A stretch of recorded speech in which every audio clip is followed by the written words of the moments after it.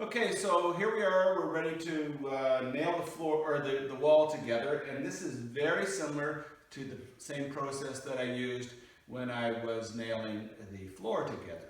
So I've got, before we had rim joists at either end, and then we had joists in the middle. So in this case what we have is we have a top plate and a bottom plate. So that would be the bottom of the wall, this would be the top of the wall. So we have top and bottom plates, and then these pieces in the middle, okay, they're called the studs. When we were making the floor, they were called the joists. But it looks exactly the same, okay, it's just different terminology. We're going to nail it together very similar to what we used before. I'm going to use these 3.5-inch Ardox nails. They're much larger than the little 2-inch nails that we use for putting the sheeting on, okay. So, get the hammer. Again, we're going to use the same process that we did before. I've got the lines and the X's that I'm going to line things up with, and I'm going to stand on my work.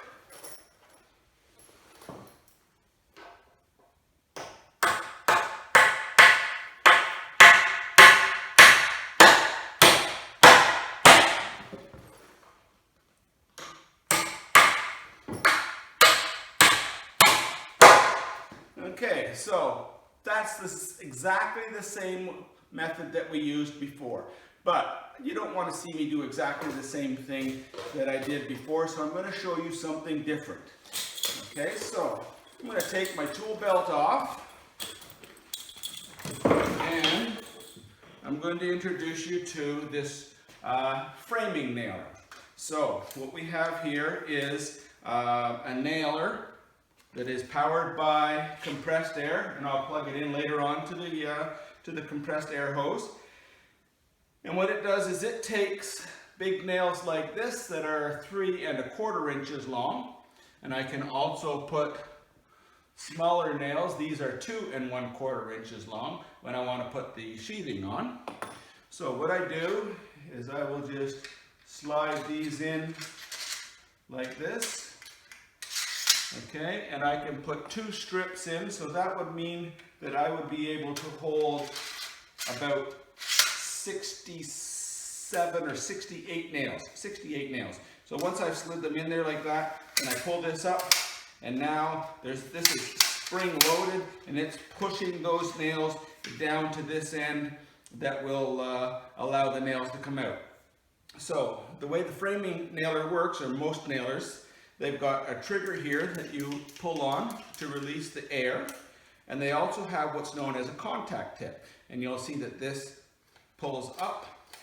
In order for a nail to come out, the contact tip has to be compressed, and you have to squeeze on the trigger, and then a nail would come out. Okay, so theoretically the contact tip would always be in contact with the board, and then you would pull the trigger and the nail would come out. So there's a few things that you always have to do when using a nailer. First of all, you always have to wear safety glasses. So I'm going to swap out my prescription glasses for a pair of safety glasses that have side blinders on the sides. Okay, and these are a higher grade plastic that help to resist impact. Whereas the prescription glasses are still plastic, but if I have a piece of steel coming at my eye, I'd much rather have the best protection that I can. The other thing you're never going to do is point this to anybody or to yourself. You're also going to keep your finger away from the trigger unless you want to put a nail in, all right? And you never make any adjustments to the tool with the air hose attached. Okay, so we're going to take that off.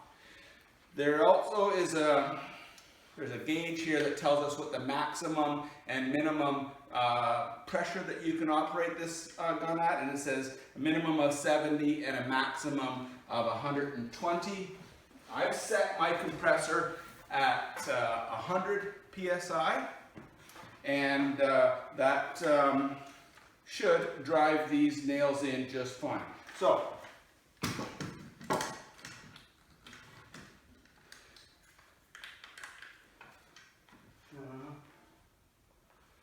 Guess I better turn the air on.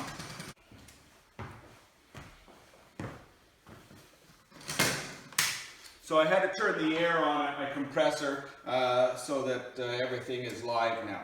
So before I get started, I'll put my hearing protection in.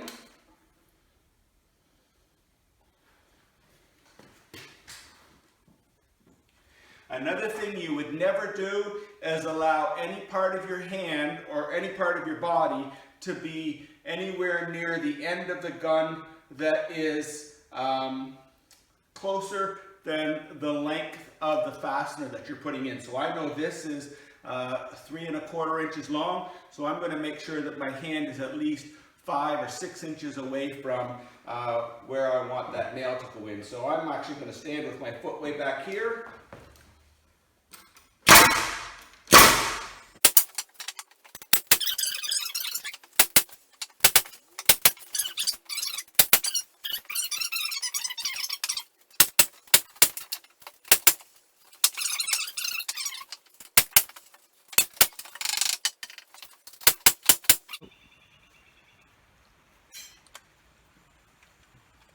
Okay, so I'm about to start putting the sheeting onto this wall, and you'll notice that I have the wall laying on top of the floor.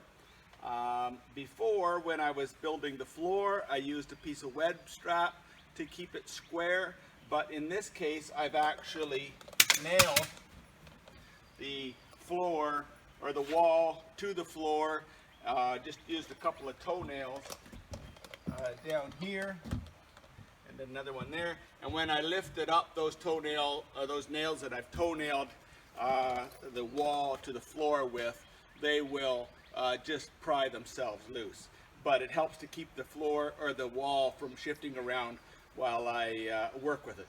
So what I want to do now is I am going to nail this piece of wood here and another one there, and this is what we call the double top plate, and I will be talking about that later on in a little bit more detail. But you will notice that I'm keeping it back from the end of the wall the width of what the wall that goes beside it is. Okay, so this is 2 3/4, so I'm keeping this back 2 3/4 of an inch, and you will just have to take my word for it that that's the way it's done. So you'll notice later on when I put that other wall, the end wall up, that's going to be rather important.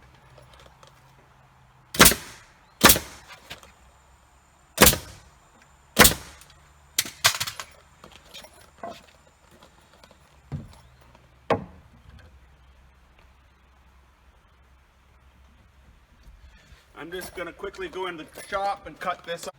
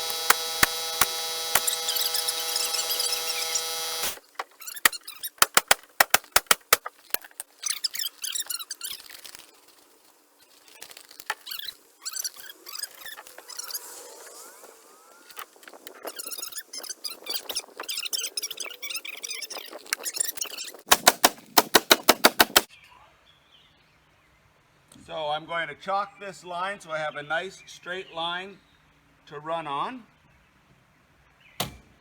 I can follow that, easy peasy.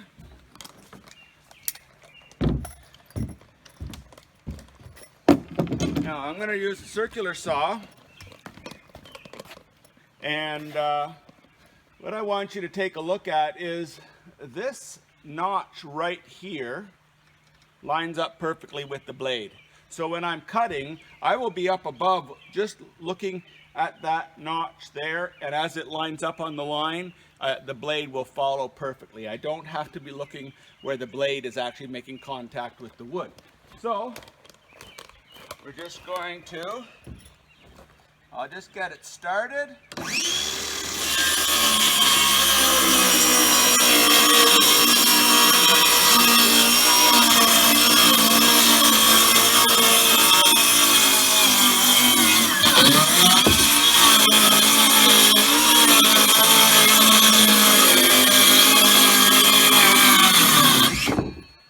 There we go. All right, so I'm going to quickly nail things off here.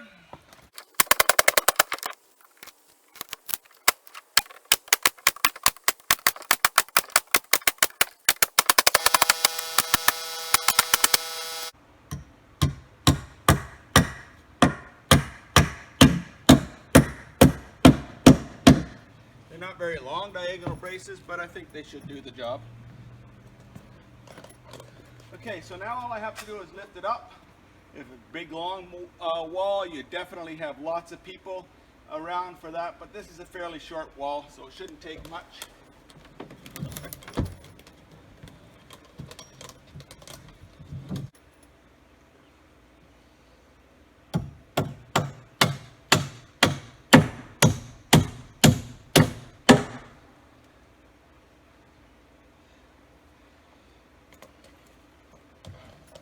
Okay, so there's the wall standing up. It's not attached, it just has a couple of diagonal braces holding it in place. Because this wall or this building may be taken apart and collapsed so that we can move it to its permanent home, I'm going to attach the walls to the floor with 3-inch screws, and then they'll come out quite easily. So, otherwise, we would just nail that in nice and tight with some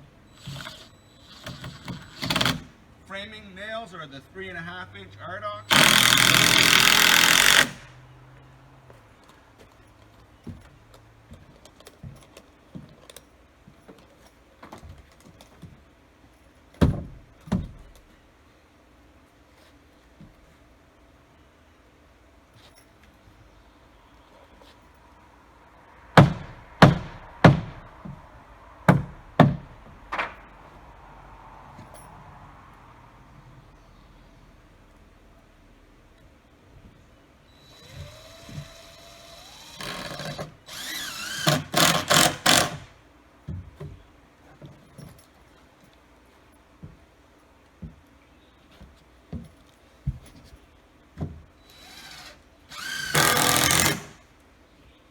I'm not too concerned if this wall is plumb.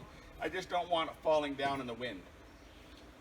When I put the next or the end wall up, it will be square, and when a square wall sits on top of a level platform, then the end should be plumb or perfectly vertical. All right, we're good.